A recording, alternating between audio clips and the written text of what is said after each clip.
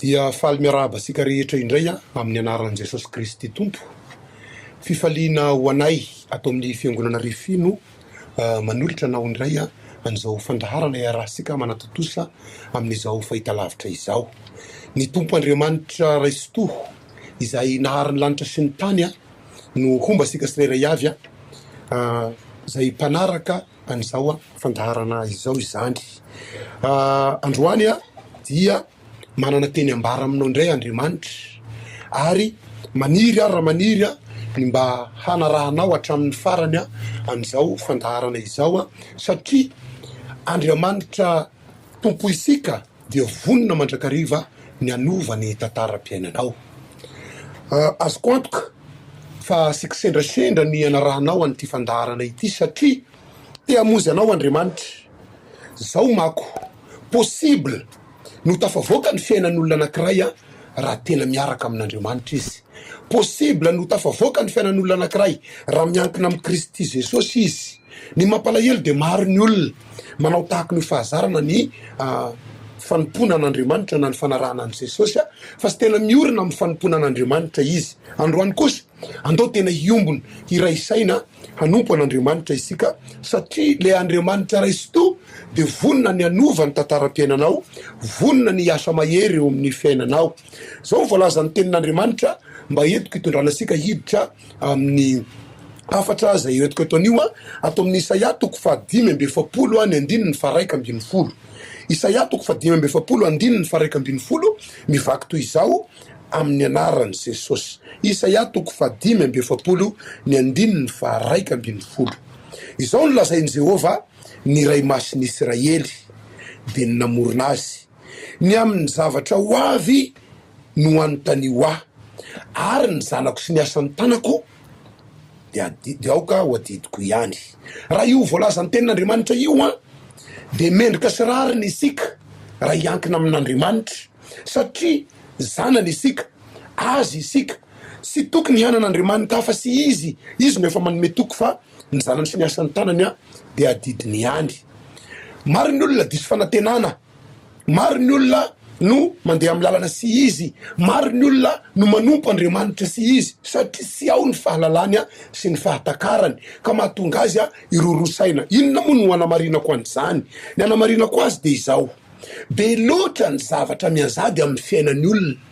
Eo ny miainao anaty aretiny, eo ny miainao anaty olana, eo ny miainao anatin'ny ady tsy misy fifankatiavana, eo ny miainao anatin'ny olana maro isan-karazany ka mahatonga ny olona ho very-hevitra sy sarony fa mbola eo Andriamanitra amonjy azy. Noho izany hiditra ao anatin'ny fitondrana ny afatra rehefa avy eo fa tiako ny manamafy aminao. Andao re tena hiorina amin'ny fanompoana an'Andriamanitra ka hiditra tanteraka ao anatin'ny fiainona ny tenin'Andriamanitra satria ny tenin'Andriamanitra dia hainao an'izay mahazo azy ary fahasalamana ho an'ny nofony rehetra. Mety efa very-hevitra ianao amin'ity ora sy fotoana ity ka ny fanozo amin'izao fandaharana izao. Noho izany manentana anao izahay, andao tena hanaraka ny fandaharana hatramin'ny farany fa misy ainao anao zao fandaharana hoentina izao, misy fahavelomanao anao zao fandaharana hoentina izao, misy famelombelomana ny fanahinao zay efa reraka izao fandaharana hoentina izao. Ka mba tena tonga asika ho tafiditra ao anatin'ny fandaharana na ao anatin'ny fianonan'ny tenin'Andriamanitra dia andesika hieno hira anankiray aorianan'izay dia hivavaka aho ho fanomboana na fidirasika ao anatin'ny fianonan'ny afatra ary hiditra ao anatin'ny tena hafatra eto amin'ity toerana ity izany. Ndao ary sika tompoko.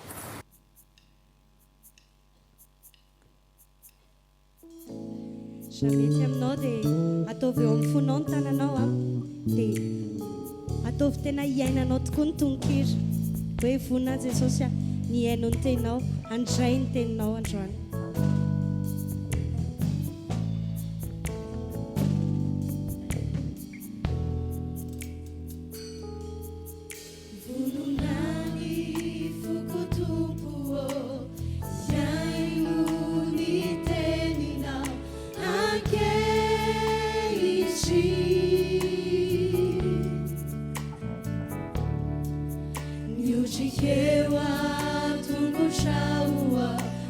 Chami fanache hanawi sa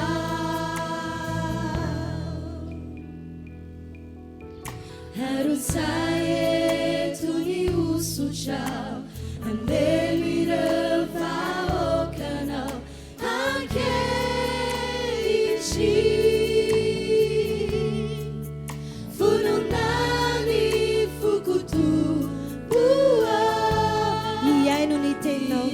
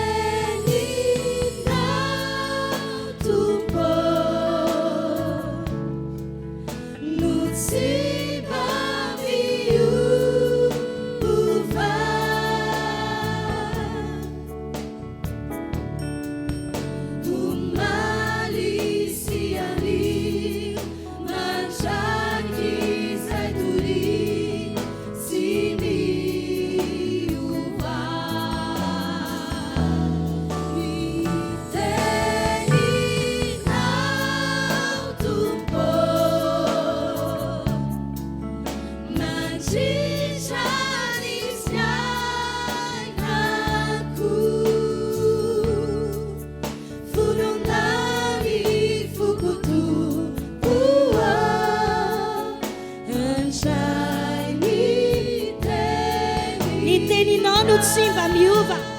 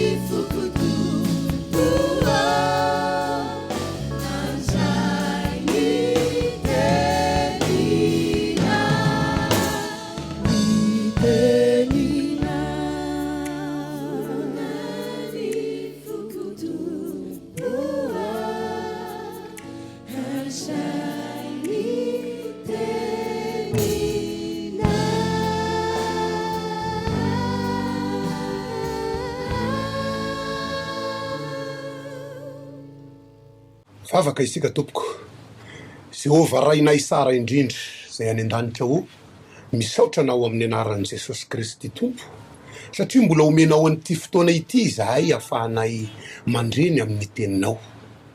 Ny teninao dia hainao an'izay mahazo azy ary fahasalamana ho an'ny nofony rehetra. Ho tanteraka eto amin'ity toerana ity ato amin'ity tokantrano ity zany fahamarinan'ny teninao zany satria hitondra aina vaovao ianao, hitondra fahasalamana ho an'ny marary ianao, hitondra vahaolana ho an'ny manana olana ianao satria tompo ianao. Matoky zay tompo malala fa sy mandiso fanantenana an'izay rehetra miankina aminao ianao, ka izay rehetra mangetaetany andreny feonao androandry dia hiteny aminy ianao. Sy Andriamanitry ny akaiky ihany koa ianao fa Andriamanitry ny lavitra ihany koa satria marininy zany fa na dia fahita lavitra aza ny mety ahitany olona an'izao fandarana izao dia hamangy an'ity tokantrano ity ianao androandry, hanasitrana ny aretina, hamahany olana manana olana. Jesosy io midirany sehatra amin'ny fiainana tsirairay avy. Aina ny teninao noho izany velomy ny fiainany tsirairay avy zay efa reraka, velomy ny fiainany tsirairay avy zay mety efa maty. Jesosy io mambole fiainana vaovao, anangana ny fiainany zay olona matoky anao ianao, anangana fiainany zay olona metehatra aminao ianao satria Andriamanitra ianao. Mesamikery fanamasina apetrao tombavako ny teny tahaky ny vavany efa mahay ka sy oatra na ilasaka ny teny tianao ambara. Afeno ao fa ianao kosa miseho amin'ny olonao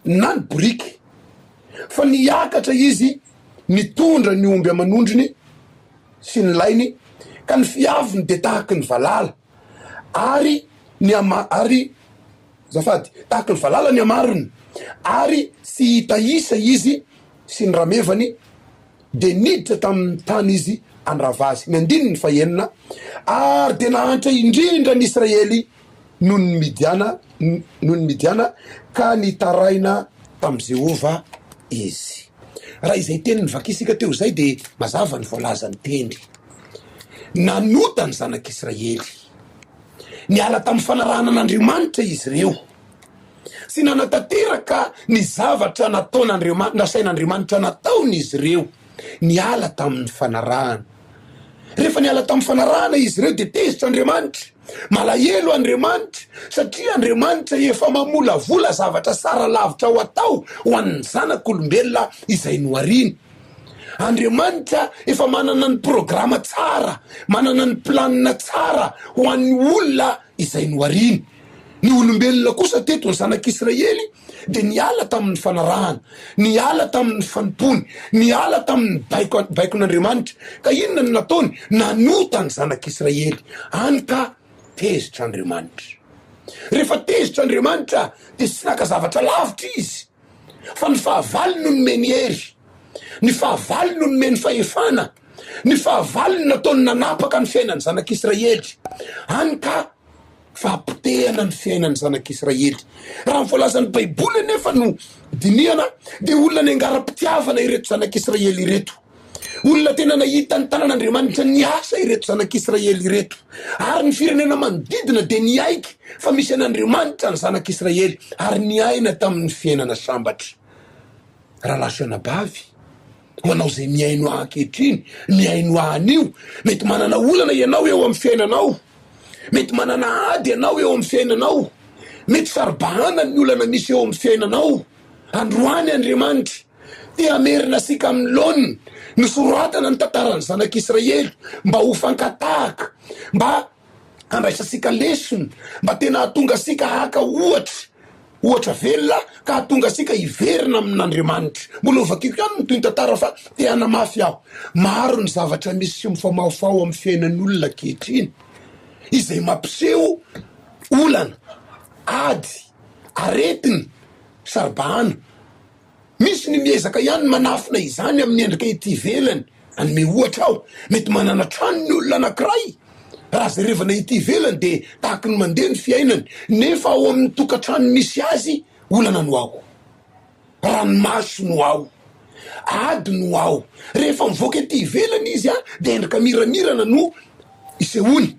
Raha mivoaka ety ivelany izy de amin'ny endrika falifaly no ataony hitan'ny olona, nefa ny fiainana ao anatin'ny tokantranony fiainany ranomaso.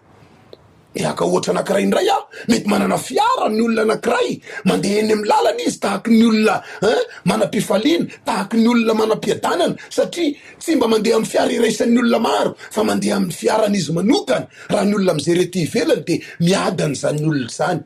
Nefa ny fiainana ao anatin'ny tokantrano ny ranomaso, fahoriana, mety efa olona raiky tsosa esy, raiky tsosa eroa te hiafina. Raha mahita ny olona manana vola aminy de mety te hiafina izy, te hitsoka lavitra izy. Fa ny olona ty ivelany mahita hoe miadana izy. Fanoharana fahatelo mety omeko satria petraky ny tompo ato anatiko, mety manana tokantrano tahaky ny olona ihany izy, manambady tahaky ny olona ihany izy, mananjanaka tahaky ny olona ihany izy, saingy ao anatin'ny tokantrano misy azy rava ny fifankatiavana, ady no ao. Rehefa mivoaka ety ivelany de mody mifampitantana ny mpivady, mody mifanoroka ny mpianaka tahaky ny te ampiseho hoe fifankatiavana no anay, saingy ao anatin'ny tokantrano misy azy fahoriana. Manatanteraka ny tenin'ny Paoly manao hoe tokantrano sy ahaka, zany hoe ety ivelany tahaky ny mety nefa ao anatiny ratsy. Raha izay ny mahazo anao miaino io androany, andao tena anampina an'Andriamanitra. Raha ny tantarany zanak'Israely eto, fito taona be izao teo am-pelatana ny fahavalo izy. Fito taona no nataony fahavalo fairano sy manana fiainana tahaky ny olona rehetra. sy manana fifaliana tahaka ny olona rehetra, sy manana fiadanana tahaka ny olona rehetra. Mety efa mba nitady vahaolana izy, mety nitady fomba mba hialana amin'ny fanandevozana io izy, saingy satria Andriamanitra no nanao fahirano azy, avy amin'Andriamanitra ny adiny vokatry ny fahotany, de sy mahita vahaolana izy. Eo amin'ny 9 mazava be ny nambara, zao ny nambara ny tenin'Andriamanitra. Ary tena hantra indrindra ny Israely noho ny Midianina ka nitaraina tamin'ny Jehova izy. Efa nanomboka ny atraika teo aminy atao hoe fantrana, efa nanomboka ny atraika teo aminy atao hoe faravana, nanomboka ny atraika teo aminy atao hoe fampitehana, efa manomboka sy takona fenina itsony ny olana, sy takona fenina itsony ny ady, sy takona fenina itsony ny fiatraika ny zavamisy eo amin'ny fiainany. Ary mety efa nandeha nitady vahaolana ihany io araky ny voalazako tery ambony. Fona aminao ara ilazan'izao zavatra ao ambarako zao. Maro ny olona mitady vahaolana, mitady fomba mba ialana mba hatonga ny fahafambaraka sy iseho. Sika miara mahita amin'ny fahita lavitra misy an'ireny fandaharana horoscope. Mijery ny olona, mijery toninandro. Sasany miteny hoe ijery toelan-tanana, ijery ny pahita, ijery ny pahay. Maro ny mandeha any amin'ny mpimasy fa sy mahita vahaolana. Raha lasiana bavy, ry havana manaraka izao fandaharana izao, tianao Andriamanitra, mivahiny amin'ny tokantranonao ity fandaharana ity, satria te hamozy anao Andriamanitra, te hanafaka anao izy, te hanova an'io tantaram-piainanao io izy. Aza manamafoy anao, fa raha mbola manamafoy isika de ho tonga ny fahafambaraka. Inona moa ny zava-nisy tamin'ny toy ny tantaran'ny zanak'Israely? Rehefa nanomboka ny aso an'Andriamanitra izy ireo ndao vaky isika atao mpisara toko fahenina teo ihany manomboka amin'ny 17 no vakiako zao ny toyiny. Ary raha nitaraina tamin'ny Jehova ny zanak'Israely noho ny Midianina. Jehova de naniraka mpaminany anankiray ho any amin'ny zanak'Israely izay nilaza taminy hoe izao ny lazainy Jehova Andriamanitry ny Israely, izao no nitondra anareo niakatra avy tany Egipta, sady nitondra anareo nivoaka avy tamin'ny trano nandevozana, ary namonjy anareo tamin'ny tanany Egyptianina sy ny tanany izay rehetra nampahory anareo. De nandroka ireo teo anoloanareo aho, ka omeko anareo ny taniny, ary hoy izao taminareo, izao no Jehova Andriamanitrareo. Aza matahotra ny Andriamanitry ny Amorita izay tompon'ny tany onenanareo, nefa sy ny hainy ny feoko ianareo. Raha ny voalazany teniny vakisika teo indray de izao. Rehefa nanomboka ny taraina ny zanak'Israely, henon'Andriamanitra ny fitarainany, ny baka teo amin'Andriamanitra ny fitarainany. Inona ny vahaolana ny men'Andriamanitra? Ny vahaolana ny men'Andriamanitra voalohany de maniraka mpanompo Andriamanitra, maniraka mpitoriteny Andriamanitra, maniraka plaza vaovao mafaly Andriamanitra. Io mpitoriteny tahaka zao eninao an'io zao, tahaka zao hitanao an'io zao, de Andriamanitra mampitondra teny mba hitondra fifoazana ho anao, mba hitondra fahavelomana ho anao, mba hitondra fiverenana ho anao, satria Andriamanitra mbola miala nenina fa amerina ny fiainanao amin'ny laoniny. Zay mahatonga ny lohahevitry ny titeny toetsika ty hoe hanova ny fiainanao Andriamanitra. Tiany anao de sy navela no tafandromandry, tiany anao de sy navela ny atory, tiany anao de sy navela no sondrina, fa nataony miaino an'izao fandaharana izao. Mety marary anao ankehitriny, mety mangotraka ny adinao, mety enao anatin'ny ady mangotraka ianao, mety eo anatin'ny ranomaso misy ianao ankehitriny, nefa miezaka miafina mba sy ho hitan'ny mpiarabelona ny ranomasonao, nefa miezaka miafina mba sy ho fantatry ny olana misy eo amin'ny fiainanao. Saino ny fitiavan'Andriamanitra anao.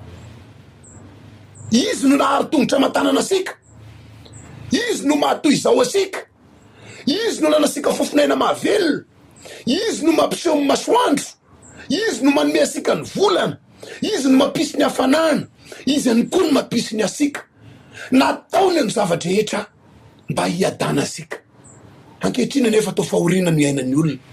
Manentana anao andao hiverina amin'Andriamanitra, andao tena hiverina amin'Andriamanitra, miandry asika izy, miandry anao izy, manantena anao hiverina aminy izy fa raha miverina aminy ianao de mbola ho raisiny ray. Lay Andriamanitra nahary asika no mitaona asika hiverina amindray. Raha le tantarany vakisika teo de mazava ny nambarany, sy efa nanavitra nareo teo am-pelantanany Egyptianina vao fa orina ny ainany zanak'Israely teo am-pelantanany Egyptianina. Namonjy azy Andriamanitra tamin'ny fomba mahagaga sy takatry ny saina no nanafahan'Andriamanitra ny zanak'Israely teo am-pelantanany Egyptianina. Besaka ny fahagagana hita, besaka ny zava-mahagaga naseho, nefa taty orina nanota indray ny zanak'Israely. Izay ny fototry ny olana teto amin'ity tantara no tantaraina ity.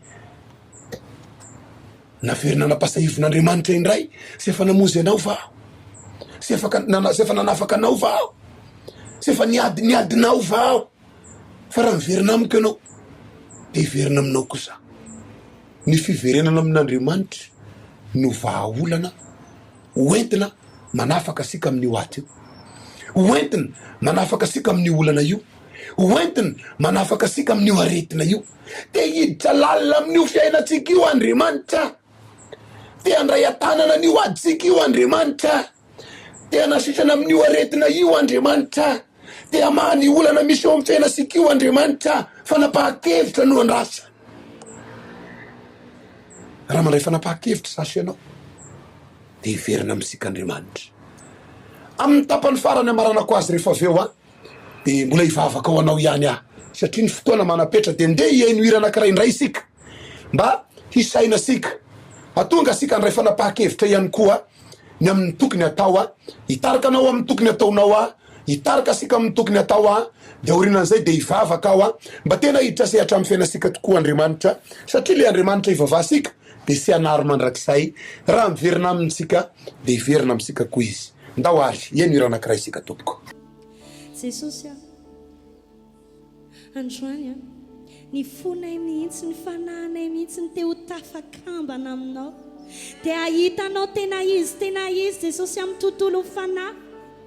Satria mino Jesosy fa araka le tonkira teo de ho sokafanao mason'ny fonay, sokafanao mason'ny fanahinay, atakaranay amin'ny sitraponao, atakaranay amin'ny tena tokony fiainanay amin'ny firaisana aminao, de hiaina ny atmosferany lanitra tahaka an'ireo anjely maro be eo anoloan'ny fiandriananao zahay androany. Amen. Ento miakatra sy toy ny ahoany te ahitanao le hatsaranao sy ny lanitrao, de hoentinao Jesosy amin'ny fanahinay ho any amin'le dimension hafa mihitsy. Ahita mihoatra ny hitany nofo. Amen. De ho tafakambana aminao zahay,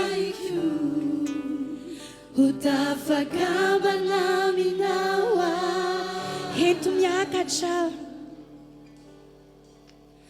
ento miakatra sy toy ny ahoany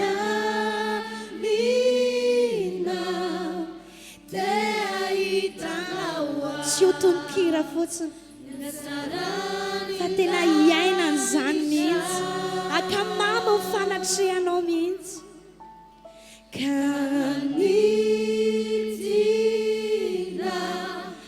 ahita mihoatra ny eto antany, ny fanahiko ho tafakambana aminao. Andriamanitra ianao no Andriamanitray. Andriamanitra, Andriamanitra ianao, manketaetanao ny fanahiko, maniry anao ny nofoko, hitra sandratroanao ny tanako toy ny tany may say mitady olana dia mihoatra an'izany faniriana ianao halleluia no iandrandrako anao fantatray fa tsy miafina aminao ny ao anatin'ny fonay itotra dia indry izahay mihitsy ilay fanatitra jesosy a mampofony eo anatrehanao amen inao lay rano velona tompony aina sy fanao eto yakatra sy toy ao angamina dia hitanao niatsarany lanitra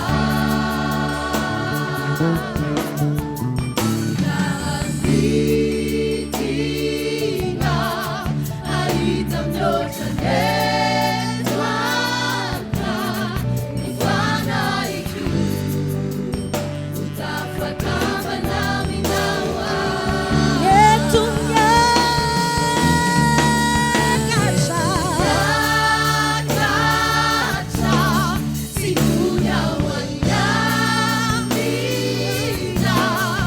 dia hitanao niatsarany ilay atsaranao mihitsy moaka ho hitanay an-trano dia anidina ny fananay hifandray aminao ahita mihoatra netoanta ny fanaiky utafakambanaminawa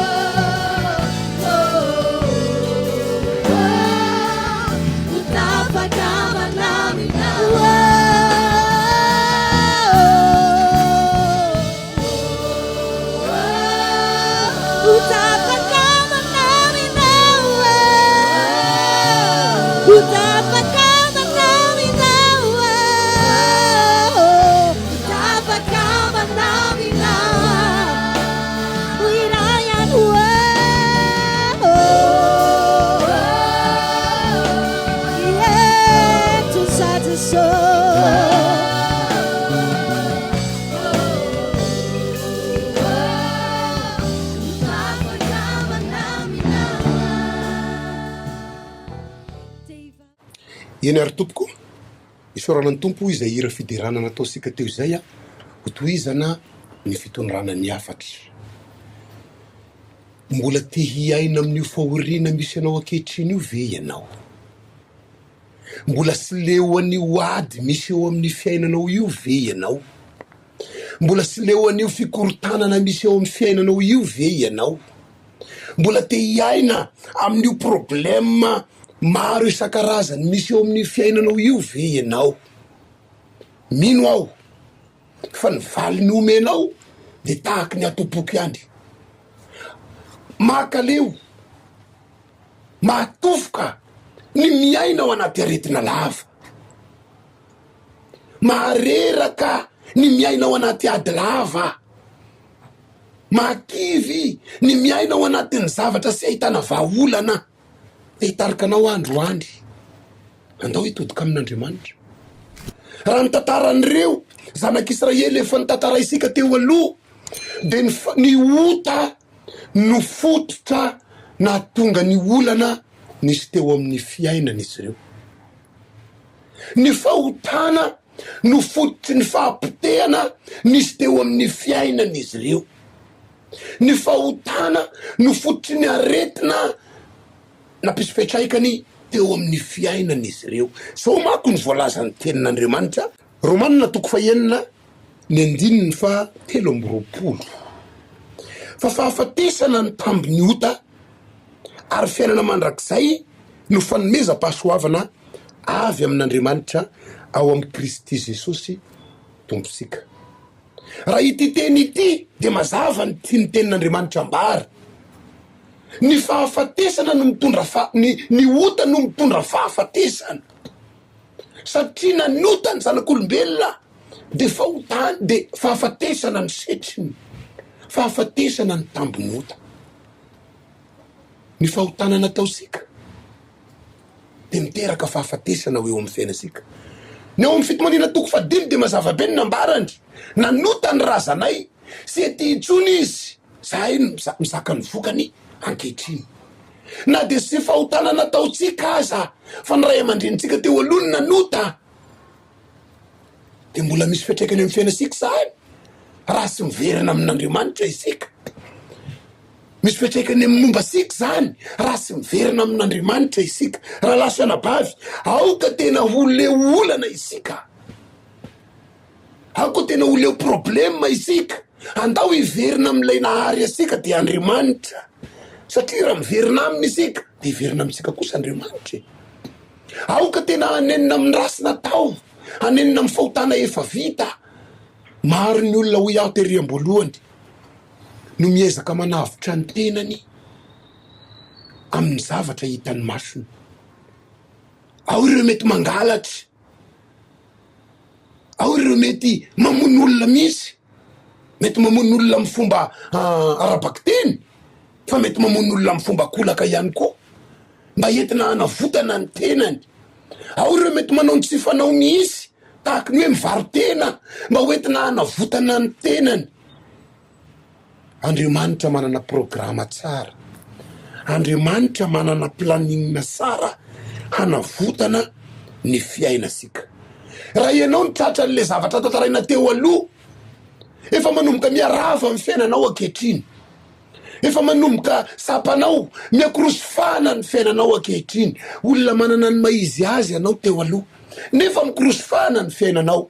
Raisy zao anso zao, mianso anao Andriamanitra. Mety mpiasa mpanjakana ianao, mety manana toerana sara amin'ny toeram-piasana misy ianao ianao. Olona manana ny maizy azy, mampitany fiainanao amin'ny olona mitovy asa aminao. Ny an'ny olona mitovy asa aminao mandeha tsara amin'ny fiainany, ny anao kosa tahaka ny sy misy fiainanao anao misy le izy. Raha isoanso anao zao, hafatra ho erenao an'io zao. Andriamanitra mianso asika hiverina aminy, Jesosy mianso asika hiverina aminy. Raha miverina amin'Andriamanitra isika, ho tsara amin'ny fiainasika. Eny mety ho mpiasa amin'ny asa sotra ihany koa ianao, zay mandrea ankehitriny, zay manaraka amin'ny fandaharana ankehitriny. Mety miasa amin'ireny zone fransay ireny ve? Eny mety ho mpivarotra ve? Tsy haiko inona ny fandraharahana ataonao. Sapanao tokony afaka hivelomana io asanao io, sapanao tokony mba hitovy amin'ny namana miara-miasa ihany ianao. Nefa ny an'olona mety misy zavatra voasangany, ny an'olona mety misy zavatra mba azony, ny an'olona mety misy zavatra mba hita tao anatin'ny karama izay niraisiny. Ny anao kosa izay kely azo lany amin'ny fanefanatrosa, lany amin'ny fandehanana misabotena any amin'ny mpisabo, lany amin'ny fandehanana miregle zavatra esy miregle zavatra eroa. Raha isoansoanao zao an'io zao, tena tia asika Andriamanitra, tena tia anao izy, tia mozy ho fiainasika izy, ary mbola sy miova izy. Satria zay voalaza ny tenin'Andriamanitra, izy no sy miova omaly anio mandrakizay. Tia asika Andriamanitra, ndao hiverina aminy. Maro ny olona efa tao anatin'ny fahaverezan-kevitra, sy vo ianao no niatrika ny ady io. Io zavatra iainanao ankehitriny io, de efa nisy olona teo alohantsika niatrika azy. Io ranomaso milasaka eo aminao ankehitriny io, de efa nisy olona teo alohantsika niatrika an'io ranomaso io, niatrika an'io ady io, niatrika an'io olana io. Fa rehefa nanantona any Jesosy izy, de niva ny fiainany, niova ny fiainany, niova ny momba azy. Noho izany te hanentana anao aho, andao hoe todika am' Jesosy isika fa Jesosy no mpanafaka, izy no mpamozy, izy no mora azo indrindra araky ny voalaza ny tenin'Andriamanitra. Donc isika izery tenin'Andriamanitra anankiray ato amin'ny tantara faharoa toko fafito andininy fa efatra ambin'ny folo. Tantara faharoa toko fafito andininy fa efatra ambin'ny folo. Zao vaky ny teny tenin'Andriamanitra efa diso fa enitsika nefa mbola omeny tompondray androany hitondrana fampahirezana. Amin'ny anaran'i Jesosy, raha ny oloko izay niantsoina amin'ny anarako no avy anetry tena ka hivavaka sy hitady ny tavako ary hiala amin'ny ratsy fanaony, de hiaino any an-danitra aho ka hamela ny elony ary asitrana ny taniny. Averiko vakina amin'ny anaran'i Jesosy, tantara faharoa toko fafito andininy fa efatra ambin'ny folo. Sao mivaky ny teny amin'ny anaran'i Jesosy, raha ny oloko izay nantsoina amin'ny anarako no avy anetry tena ka hivavaka sy hitady ny tavako ary hiala amin'ny ratsy fanaony, de hiaino any an-danitra aho ka hamela ny elony ary asitrana ny taniny. Raha ity tenin'Andriamanitra ity no azavaina tsotsotra mazava be moa ny tenin'Andriamanitra. Inona moa ny ambarany? Sika sendrasendra hoy aho niana rahanao an'izao fandarana izao. Fa ny fanahin'Andriamanitra misy nefa mianso asika, mikasika asika mba hatonga asika tena ho olona ao anatin'ny programan'Andriamanitra. Izy no milaza fa raha ny olona nansoina tamin'ny anarany no avy anetry tena voalohany hivavaka. Mila mivavaka sika e, andao tena hivavaka, andao tena hiresaka amin'Andriamanitra, andao tena hiresaka amin'le pahary, hoento eo aminy mavesatra, hoento eo aminy olana, hoento eo aminy ady, andao tena hitondra ny mahavesatra sika eo aminy isika, satria mpamozy mora azo indrindra Andriamanitra. Mpamozy mora azo indrindra izy no nahary asika, izy no nahary tongotra matanana asika, izy no mahatoy izao asika, izy no nanome fofinaina mahavelona. Noho izany, andao tena hanantona azy fa izy no Andriamanitra mahavozy asika amin'ny olana misy eo amin'ny fiainasika io. Ity teny nambara eto ihany koa de izao ny nambarany: hitady ny tavany ary hiala amin'ny ratsy fanaony. Raha tena mitady an'Andriamanitra isika dia hahita azy tokoa. Ny fomba fitadiavana an'Andriamanitra de sy ampy no eo anatin'ny tokantrano ihany ianao no hitady an'Andriamanitra, fa mila misy esika atao mandeha manatona fiangonana tahaka ny fataon'ny sasany. Mba haninona? Haneho esika fitadiavana an'Andriamanitra. Andao tena hitady an'Andriamanitra. Ampy zay fandehana asika nitady vahaolana tamin'ny tena asika. Ampy zay ny fandehanana mitady vahaolana Esero izay tady hila voatsiary, mandany ny eo an-tanana, mandany ny arena kely azo, nefa fahampitena ny eo ambadika. Eto moa de misy faraingososina osokafako, besaka ny olona efa nitady vahaolana testeroa. Indraindray izy regny toa misy fitaka tokoa mamitaka, satria tahaky ny mahazo izy androany, nefa hoana kay ny fiafarany fiainany, fahampitehana, faharavana. Jesosy tsy hamitaka anao, Jesosy tsy hanary anao, fa raha tena izy nitadiavinao androany, ho isy vahaolana io fiainanao io. Satria ny olona miankina amin'Andriamanitra sy resy zandry, ny olona miankina amin'Andriamanitra sy rava fiainana zandry, ny olona miankina amin'Andriamanitra manana fahavelomana, ny olona miankina amin'Andriamanitra manana fahasarana ny fiainany. Raha tena hitady azy isika dia hahita azy tokoa. Ny amaranako azy ato amin'ity ambaran'ity afatra ity de zao: hiala amin'ny ratsy fanaony. Raha lasy anabavy io, sy misy olona sy mahafantatra ny atao hoe ratsy. Fantatry ny olona ny ratsy, fantatry ny olona ny tsy mety, fantatry ny olona ny atao hoe ota, fa maninona mikiry manao izany ny olona? Hoy ny tenin'Andriamanitra: satria tsy valiana vetivety ny rasy ataon'ny olona, de mikiry manao izany izy. Sainy fa izay atao rehetra de mbola hivaly avokoa. ny rasy ataon'ny olona de mbola ho raisiny ny valiny fa raha tena mibebaka marina nefitsika mangataka famindrapo amin'Andriamanitra de Andriamanitra kosa amindrafo amintsika.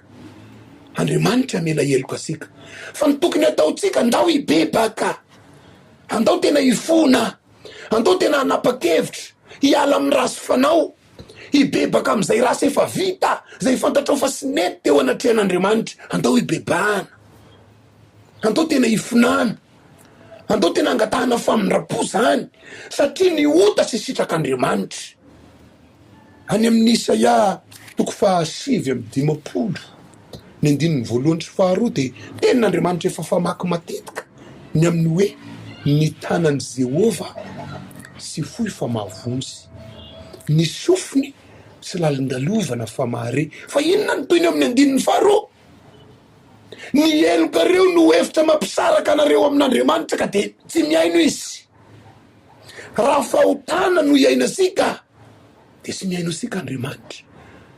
Isan'ny fototra anankiray mampahantra ny firenesika de satria ny olona milaza fa manompo an'Andriamanitra nefa ny fahotana miara-dalana amin'ny any, tsy mamaly Andriamanitra. Isan'ny mahatonga ny fianakaviana malagasy miamikorosofahana ny fiainana, ny endrika ty ivelany de tahaky ny manompo an'Andriamanitra izy saingy ny fiaina-pahotana. Androany ho anao zay mandreza io afatra izao, raha isolako losy fanairana anao ity afatra ity, te hamonjy anao Andriamanitra, te hiditra sehatra amin'ny fiainanao izy. Andao tena hibebaka isika, andao tena hifona isika, sa i miteny amin'ny vavanao hangataka famindrapo amin'Andriamanitra, hibebaka amin'ny rasy natao, hibebaka amin'ny karazam-pahotana iainana, hiala amin'izany satria io karazam-pahotana miraiky tapisaka ao anatisika io ihany no mahatonga an'Andriamanitra sy mihaino ny fivavakisika ka de miamahantra ihany isika, miapotika ihany ny fiainasika, miarava ihany ny fivelomasika, mba miezaka mitady tahaky ny olona rehetra nefa miarasy ihany ny fiainana, mba miezaka mianatra tahaky ny olona rehetra nefa miapotika ihany ny fiainana. Miandry anao Andriamanitra, miandry asika Andriamanitra, miandry asika Andriamanitra. Averiko vakina le teniny engasika tery amboalohany ao amin'ny Isaia 5:12 ary ny zanako sy ny asan'ny tanako de aoka ho adidiko ihany Jehova. Adidin'Andriamanitra ny fiainasika, adidin'Andriamanitra ny momba asy anao, adidin'Andriamanitra ny fahasalamasika, adidin'Andriamanitra io fivelomasika io, adidin'Andriamanitra ny momba ny tokantranotsika io. Raha miverina amin'Andriamanitra isika de hiverina amintsika kosa Andriamanitra.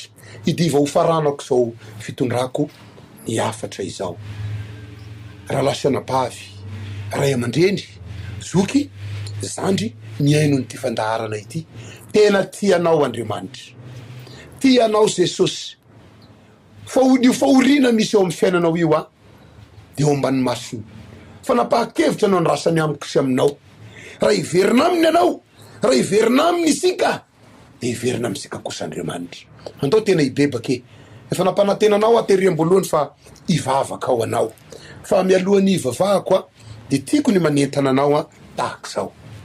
Izahay ato amin'ny fiangonana Refia dia manana fitombavaka alahady izay misy fidirana intelo amin'ny maraina. Inona moa ny antony somary anambarako ny amin'ny tia fitombavaka ity. Maro amintsika no efa sy niditra am-piangonana intsony, maro amintsika no efa namoy fotateraka hoe efa zao ny programam-piainanay efa zao misy ny mombanay efa zao misy no mikasika anay zay nga misy fanatenana intsony zay nge olona efa potika zay nge olona efa rava zay nge olona efa ohatr'zao de efa sy te hiditra am-piangonana intsony ianao.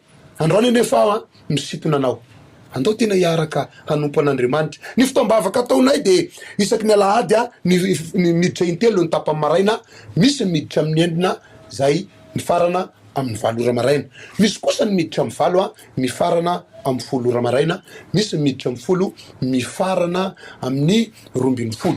Ny hariva kosa de araky ny anarana hoentin'ny fiangonana misy anay io Rema fanafahana international de misy le teny hoe fanafahana. Tsy haiko aloha ianao fa raha izahay de isany tsy amela ny herin'ny fahavalo hanjaka mihitsy. Leo fahampitehana, leo faharavampiainana, leo aretina say tapanafany. Noho izany isaika isaky ny fotoam-bavaka de misy vavaka fanafana ataonay, indrindra fa ny tapany arivo izay anetanako anao, satria mety mba mamozo ny voro-bavaka any amin'ny fiangonana misy anao ianao amin'ny tapany maraina, ny tapany arivo kosa raha mety ianao de ndao hiara-nompo aminay, satria miditra amin'ny 12 ka miafara amin'ny 2 ny tapany voalohany ary miditra amin'ny 2 kosa ka miafara amin'ny 4 ny tapany faharoa. Amin'ireo fotoana ireo de misy vavaka fanafahana izay iarahsika mipolina, satria ny ady tsy resinao rery a mety ho resitsika miaraka, ny ady tsy resitsika miaraka resitsika miaraka amin'ny fanahy masina. Efa maro no nijoro vavolombelona noho ny amin'ny vavaka fanafahana natao, satria izay de mahasapa fa amin'ny fotoana resy lahatra amin'ny fanomponan'Andriamanitra ny olona anankiray de sy amela azy ho resy Andriamanitra, sy ho resy ny fiainanao, sy ho rava ny fiainanao, sy ho potika ny fiainanao. Ary tononoko androany mpandresy anao noho ny amin'ny teny fampahirezana noentina teto, noho ny amin'ny tenin'Andriamanitra noentina teto a, mpandresy isika miaraka amin'ny Jesosy. Raha sitraka ho azy dia tiako raha manana olana ianao na manana ady a, afaka mianso anay amin'ny lahara tarbia izay mandeha eo ambany amin'ny fahitalavitra izany a. Raha misy olana tena sapanao hoe sy resinao, misy ady tena sapanao hoe sy ravanao, misy aretina sapanao hoe tena mamatotra anao nefa mila fanampiana ianao, ireo numéro ireo a azo ansona mba hoentinay manampy anao a ivavaka ao anao. Ny amaranako azy a ivavaka ankehitriny, manana finoana fa amin'ny alalan'ny vavaka izay ataoko eto amin'ity toerana ity de hiasa eo amin'ny fiainanao Andriamanitra, anasitrana an'io aretina misy eo amin'ny fiainanao io izy, hiditra sehatra amin'io adinao io izy, tsy amelanao ho resy zany Andriamanitra. Sainy fa matombola tonga ao amin'ny tokantranonao zao teny sy afatra noentiko zao a, de Andriamanitra mindrafo aminao zay. Mifalia anao, miravoy anao, fa mpandresy anao. Mifalia, mivavaka asika tompoko a, raha sitrakao akipio masony nofo, apetrao amin'ny fonao ny tananao ilany, asandrato ny ilany. Raha manana fotoana malalaka sara kosa moa ianao amin'ny mpianonana zao a, ka hoe andohalika ny mety aminao, tena vavaka mety nisy ny mandohalika, satria manetry tena eo ambanin'ny tanany sotoa ary maneo amin'Andriamanitra fa olona mangetaeta vavaka de afaka mandohalika ianao zany. Ao ary a ivavaka isika zao, ray masina o misaotra anao aho, satria aseonao miariary fa tena tianao izahay, te hamozy an'ity tokantrano ity ianao ka de nampandroso an'izao afatra izao izy. Jesosy io efa naseonao miariary fa Andriamanitra sy miova ianao, omaly anio mandrakizay.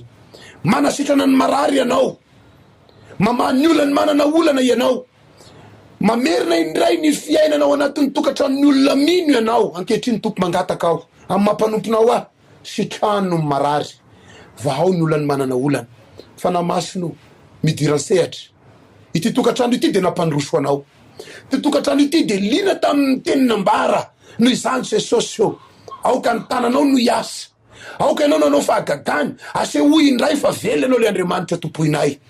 Nataonao be tatao-poky le teny manao hoe izay vahany ety ambonin'ny tany de ho voavahatra any an-danitra, ary zay fatorana ety ambonin'ny tany de voafaritra tany an-danitra. Noho izany vahako ho fatorana amin'ity tokantrano ity, vahana ny fatorana amin'ity tokantrano ity amin'ny anaran'i Jesosy Kristy tompo. Misy fifaliana, misy fahombiazana, misy fiainana tsara, satria tsara ianao sady mpanao ny tsara, ko de tononona ny fahasarana rehetra amin'ny anaran'i Jesosy. Ho tahina ane zao tokantrano izao, ho tahina ane ty tokantrano mampandroso an'ity fandarana ity. Voninahitra ho anao Andriamanitra, averinay aminao ny voninahitra. Ety ampamarana de mbola anao hira anankiray indray sika ho fisaorasika an'Andriamanitra izany a, samy ho tahin'Andriamanitra tompoko.